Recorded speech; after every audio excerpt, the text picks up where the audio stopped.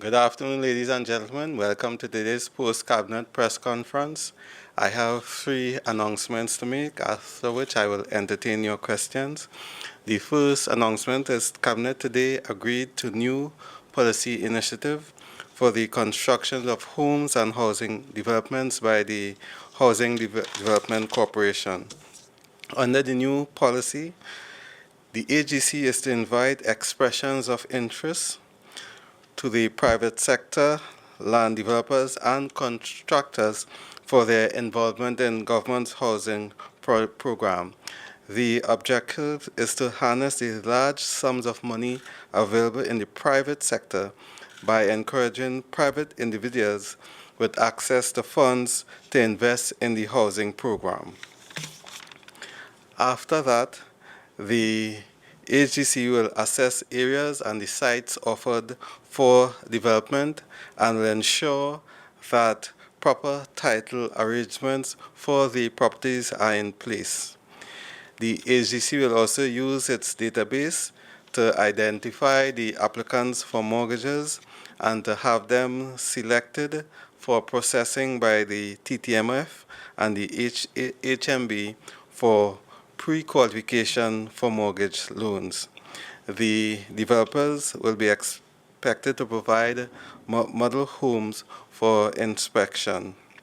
The agency will also commit under the new policy to ensure that the pricing arrangement with contractors will be undertaken in such a way to achieve value for money through competition and fairness within the program. Now, the Minister of Housing will make a more detailed statement on this initiative at a later point. Cabinet also agreed today to the reconstitution of the Permanent Local Content Committee.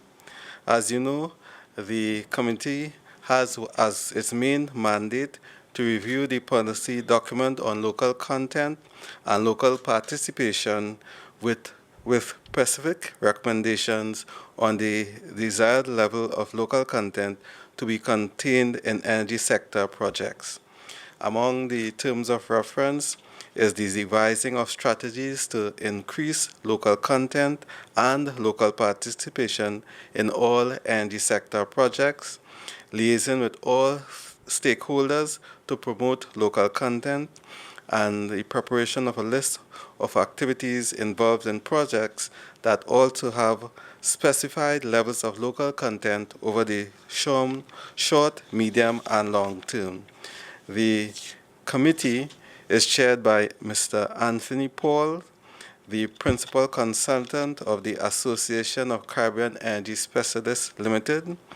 The vice chairman is Ms. Anita Hankey, the acting senior energy analyst, Ministry of Energy and Energy Industries.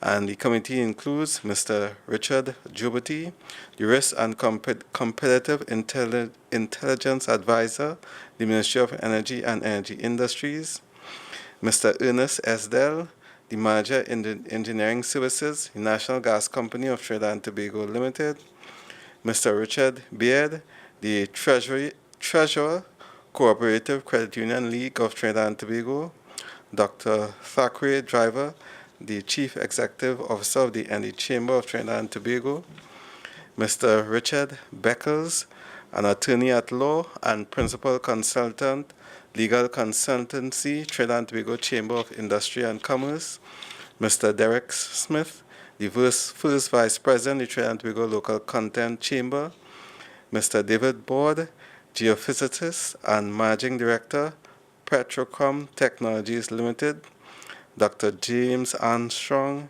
President, Joint Consultative Council for the Construction Industry, Mr. Keith London, Director Procurement at Costet, Ms. Mala Dokaran, RBC Group Economist, who is a representative of the Bankers Association of Trinidad and Tobago, and the committee also includes representatives of the Ministry of Finance, the Ministry of Trade and Industry, the Ministry of Education, the Tobago House of Assembly, the Oilfield Workers Trade Union, and the Trinidad and Tobago Manufacturers Association. The last announcement I'd like to make is that Cabinet also agreed today to the engagement of NIDCO, the National Infrastructure Development Company Limited, as the executing agency for the development of the first-class road from Valencia to Toco. And as part of the engagement of this process, NIDCO is expected to prepare a route alignment and conceptual design for the construction of the first-class road.